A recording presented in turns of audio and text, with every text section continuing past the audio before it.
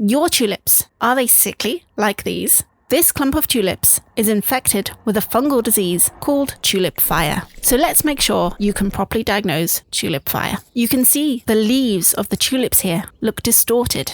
Look at these brown dead patches on the leaves, almost like the plant has been burned or scorched. The Tulip Fire infection has prevented the leaf from growing as it should. Look, the tulip leaf edges are curled, rolled and feel crispy.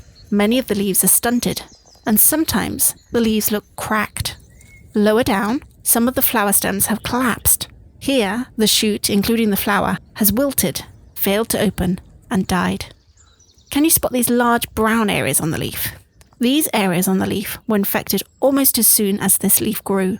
The Tulip Fire infection was already on these tulip bulbs while they were in the soil. The symptoms of Tulip Fire on tulips growing from infected bulbs can be very visible and severe.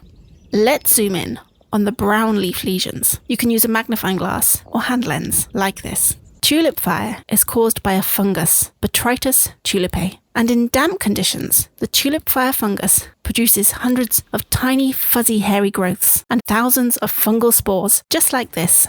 These spores blow around in the wind and the rain, helping the Tulip Fire fungus spread from tulip to tulip. Sometimes, Tulip Fire symptoms are a little bit more subtle and harder to spot.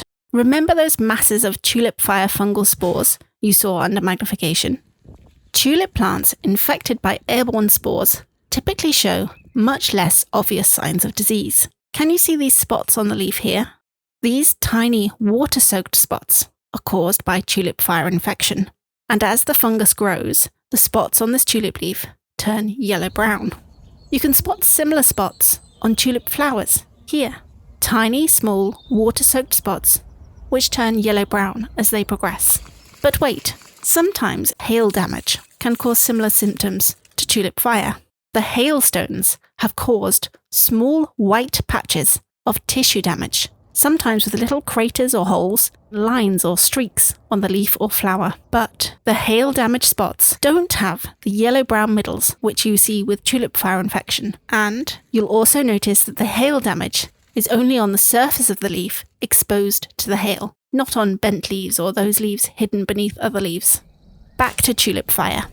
What about the infected tulip bulbs? You can see brown, rotten or scabby lesions on the surface of an infected tulip bulb. Look closely. These rotten lesions on the bulb have tiny clusters of pinhead black fungal structures called sclerotia. The sclerotia are how the Tulip Fire fungus survives through to the following year.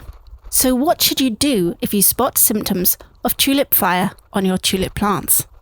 Can you treat tulips with Tulip Fire? Unfortunately, if you have already spotted Tulip Fire on your tulips, there is no cure. You need to quickly dig up and throw away the whole infected tulip, including the bulb. Don't compost the infected tulips, so burn, bin, or deeply bury diseased tulip plants. Those fungal structures, the sclerotia, can also fall off the tulip bulb and survive for up to 3 years in the soil. So you need to avoid planting tulips in that same soil again for at least 3 years. To get established, Tulip Fire, like most fungal infections, needs damp, humid conditions. So don't crowd your tulip plants.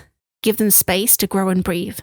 And unfortunately, it's easy to accidentally buy tulip bulbs infected with Tulip Fire or other tulip diseases. So purchase high-quality bulbs from suppliers with good reviews. Don't plant any bulbs which have spots, damage, or mold on them.